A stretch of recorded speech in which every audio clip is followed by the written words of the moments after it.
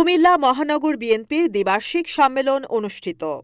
অন্তর্বর্তীকালীন সরকারের বিভিন্ন ব্যক্তির বক্তব্যের কারণে অস্থিরতা তৈরি হচ্ছে। তারেক রহমান।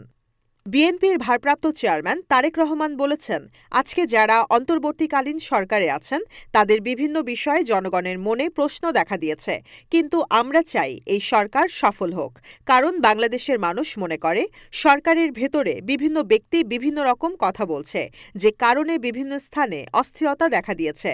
দেশের মানুষের ভাগ্য পরিবর্তনের জন্য স্থিতিশীলতা খুব জরুরি। আমরা আশা করব অন্তর্বর্তী সরকারের প্রতি যে নিরপেক্ষতার প্রত্যাশা রয়েছে তা যেন তারা প্রমাণ করে একটি নিরপেক্ষ নির্বাচনের মাধ্যমে।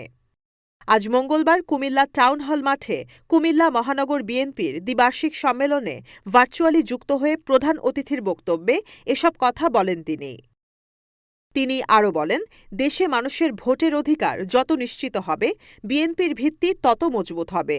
শুধু ভোটের অধিকার নিশ্চিত করলেই হবে না, সেই ভোট যেন সবাই নিশ্চিন্তে দিতে পারে। মহানগর বিএনপির আহ্বায়ক উদ্বাতুল বারী আবুর সভাপতিত্বে সম্মেলনে উপস্থিত ছিলেন দলের ভাইস চেয়ারম্যান বরকতুল্লাহ বুলু, কুমিল্লা বিভাগীয় সাংগঠনিক সম্পাদক অধ্যক্ষ সেলিম ভূঁইয়া, কুমিল্লা দক্ষিণ জেলা বিএনপির আহ্বায়ক জাকারিয়া তাহের সুমন, কেন্দ্রীয় ত্রাণ ও পুনর্বাসন সম্পাদক হাজী আমিনুর রশিদ ইয়াসিন ও কুমিল্লা বিভাগীয় সহ সাংগঠনিক সম্পাদক মোস্তাক মিয়া। মহানগর বিএনপি সূত্রে জানা গেছে, সম্মেলনে নগরের ২৭টি ওয়ার্ড থেকে ২,৭২৭ জন কাউন্সিলর, ৪,০০০ প্রতিনিধিসহ প্রায় ২৫,০০০ নেতাকর্মী সম্মেলনে অংশ নিয়েছে।